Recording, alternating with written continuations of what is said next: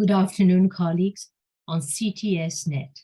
I'm delighted to be interviewing Dr. Ryan Azarrafiy, who has been the winner of the Residence Video Competition of 2023.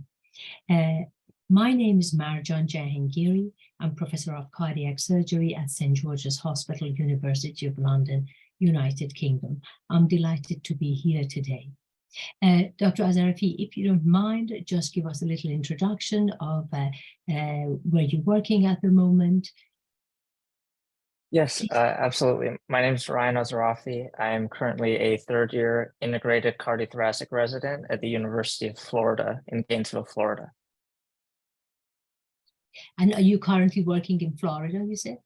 Yes, I'm currently in Florida, based at the University of Florida in their integrated 6-year cardiothoracic residency, and I'm in my third year there. Okay, I have watched your video several times. It's an excellent presentation of decannulation of an ECMO apparatus. Would you like to just give us a brief summary of your presentation and then some take-home messages? Sure, absolutely. So the title of the video is Veno-Venous Extracorporeal Membrane Oxygenation Decannulation Technique in the Awake Spontaneously Breathing Patient. So we go over a case that we did of a 29-year-old male with congenital diaphragmatic hernia, pulmonary hypertension, and Eisenmenger syndrome, and who received a heart-lung transplantation, but his postoperative course was complicated by primary graft dysfunction, and he required VV ECMO cannulation at that time. And for our video, we really wanted to go over the decannulation process in the patient who's awake and spontaneously breathing, because there are some steps to kind of ensure a safe decannulation, and I wanted to break it down step by step to really make sure that people who have not done this procedure that could be done at bedside have an understanding of what are the safe ways and appropriate steps to do it.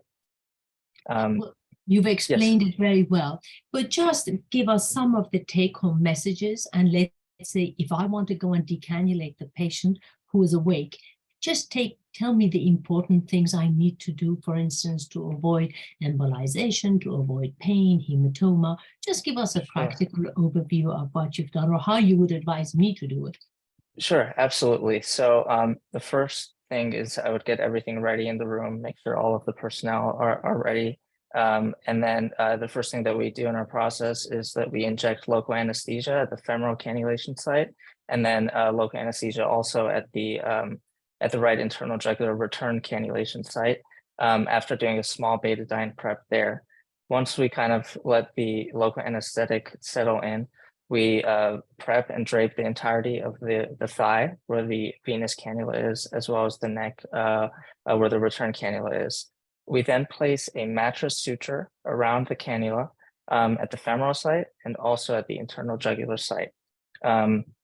Once those cannulas, those mattress sutures, because that's what will be used to ultimately tie down that site, once those are in place, we can begin to, at the femoral site, start to cut loose the anchoring sutures that are there. The cannula, the ECMO circuit is placed into global override, and we can clamp the return cannula. And important take-home message is when you're removing the cannula, to prevent air embolus, to ask the patient to perform a Valsalva maneuver by holding their breath. Mm-hmm. And then we have an assistant pull the cannula while the surgeon ties down that site with the mattress suture that was placed. And so the key take-home messages in that process for our video are that pressure is not necessarily needed at that site, and that it could actually potentially cause some venous stasis and thrombosis is a point that we mentioned in the video. The other is that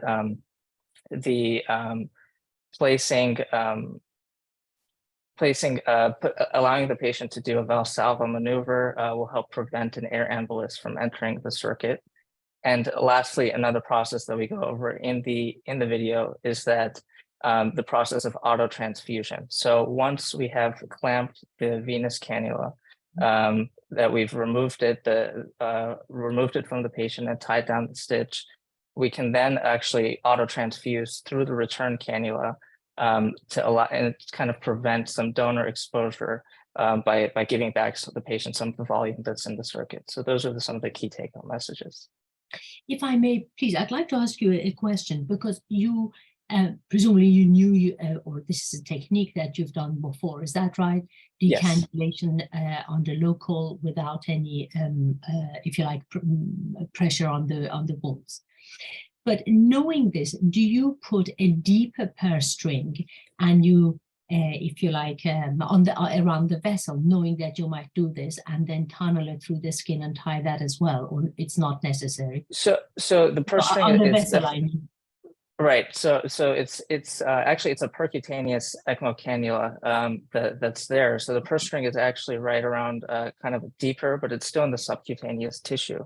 But it is a deeper bite, I would say, definitely. Okay. And tell me, have you had problems with hematoma? Because I was pleasantly surprised that you confidently took it out. You know, it was a relief not to have the sandbags and the pressures on the poor patient. But have you had problems with hematoma? We haven't had too many, interestingly. Somehow the purse string does a great job of kind of tamponading that area. Now, if we start to see one developing, then we would absolutely recommend to hold pressure in that area. And it's certainly provider dependent, and everybody has their own preferences. But in our experience with that technique, we haven't had that many issues. That's great. Just an interest, are you interested, is there any particular subspecialty in cardiothoracic surgery that you're interested in? Sure. Right now, I'm mainly what got me into cardiothoracic surgery is adult cardiac surgery. So that's kind of the direction I want to continue going, but I'm getting exposure to a lot of different aspects of cardiothoracic surgery that I'm enjoying a lot as well in my training. So we'll kind of. Can I corner you? Have you developed a real interest, or are you just exploring at the moment? I'm still exploring at the moment. But I'm still headed towards adult cardiac, I think, is where I want to go. Well, thank you very much. I hope we have another presentation from you, but it has to be in a different field, because you're going to explore all the areas of the subspecialties. Thank you very much for being with us, and many congratulations on your very comprehensive and educational video. Thank you for having me.